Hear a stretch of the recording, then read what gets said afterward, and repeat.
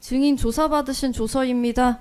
증인 특검 조사 당시에 비상계엄을 선포할 상황이 아니었음에도 비상계엄이 선포된 상황에 대해서 받아들일 수 없었다는 취지로 말씀하셨고, 그럼에도 증인이 법무부 간부회의 참석한 이유는 무엇인가요?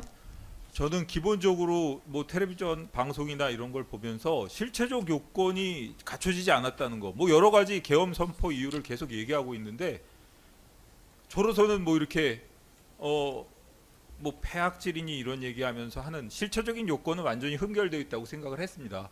다만 뭐 절차적으로 어떤 상황이 진행되고 있는지는 저로서는 도저히 알 수 없는 상황이었기 때문에, 일단 처음에는 뭐 솔직히 말씀드리자면 그냥 이 연락 안 받은 거로 생각하고, 뭐 단톡방에 제가 읽었다는 걸로 하나 지워지긴 했겠지만 어쨌든 못 본 걸로 생각하고 그냥 잠자서 그냥 뭐 안 나갔다고 할까 이런 생각도 했습니다. 근데 그런 생각을 하면서도 이게 상황이다 보니까 계속 텔레비전 방송을 지켜볼 수밖에 없었는데, 지켜보다 보니까 아까 말씀드린 것처럼 너무 화가 나는 겁니다.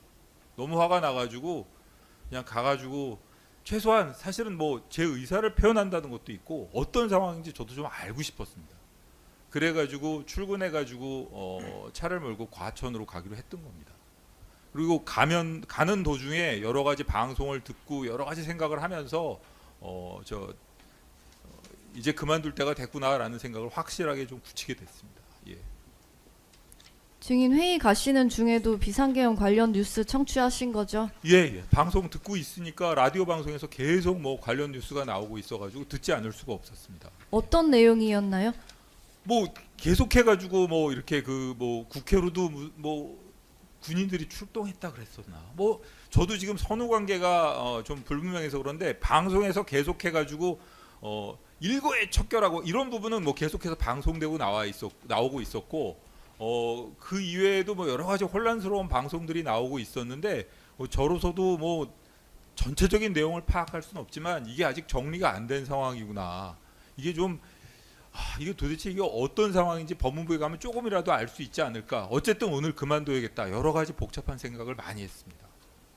당시 뉴스에서 담화문과 포고령에 관련된 내용도 들으셨나요? 포고령에 대한 내용은 어떻게 해서 들었는지 모르겠지만 제가 나가기 전에 애한테 얘기를 들었습니다. 제가 이제 출근해가지고 아빠 아무래도 그만두고 집으로 퇴근해야 될 것 같다고, 그만둬야 될 것 같다고 얘기를 했더니 애가 했던 말이 영장 없이 체포 구금도 한다는데 아빠가 안 가시면 안 되겠냐고 애가 말렸습니다. 그렇기 때문에 아마 제가 집을 나선 시각은 아마 이미 포고령이 나온 이후였을 겁니다.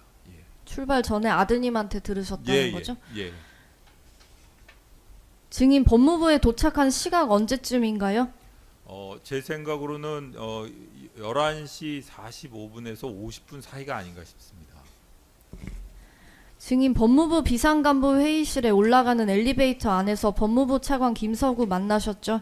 예, 제가 처음에 먼저 도착을 했고, 도착해서 엘리베이터 앞에서 기다리고 있는데 저쪽에서 그 차관이 들어오는 모습을 봤습니다. 그래서 엘리베이터를 잡아가지고 차관이랑 같이 엘리베이터를 타고 올라가면서 김서구 차관과 얘기를 하게 됐습니다. 어떤 대화를 나누셨나요?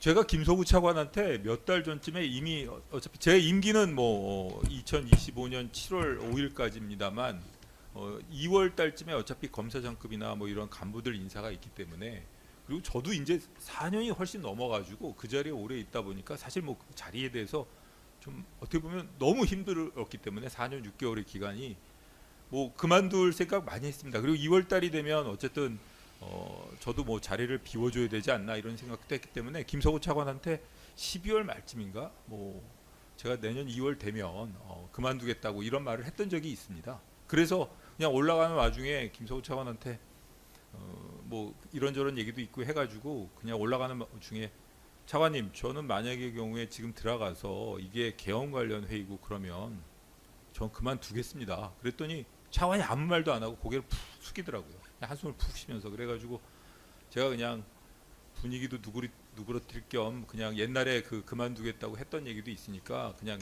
툭 치면서 제가 하와이도 놀러 간다 그랬고 좋은데 놀러 가고 좋죠 뭐 그냥 그러고 엘리베이터에서 내렸습니다. 회의에 참석한 인원은 몇 명 정도 됐나요?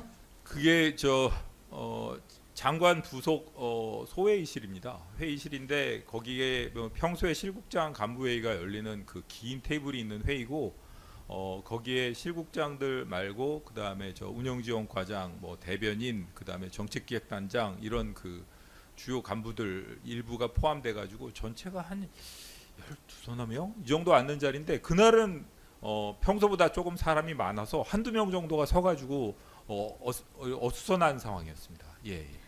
회의에는 누가 참석했나요? 제가 그때 당시에 실국장들은 자리가 꽉 차 있었기 때문에 실국장들 전원이 참석해 있지 않았나라고 생각을 했고요. 나중에 알고 보니까 뭐 검찰국장은 출장 중이었다고 하는데 검찰과장 얼굴을 봤던 건 기억이 나고 나머지 사람들 다 있었고 제 자리에도 누군가가 앉아 있어서 제가 제 쪽 자리로 가니까 그쪽에 앉아 있던 사람이 저한테 자리를 피해 줬습니다. 예. 당시 비상간부 회의에 법무실장과 비상안전기획관은 없었죠?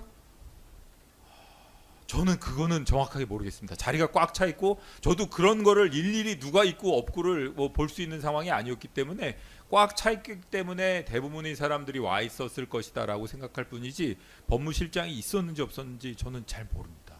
예. 출입국 본부장 배상업, 교정본부장 신용해, 검찰과장 임세진은 보셨죠? 제가 임세진 과장은 봤고요. 출입국 본부장하고 교정본부장이 있었다는 건 확실하게 기억을 합니다.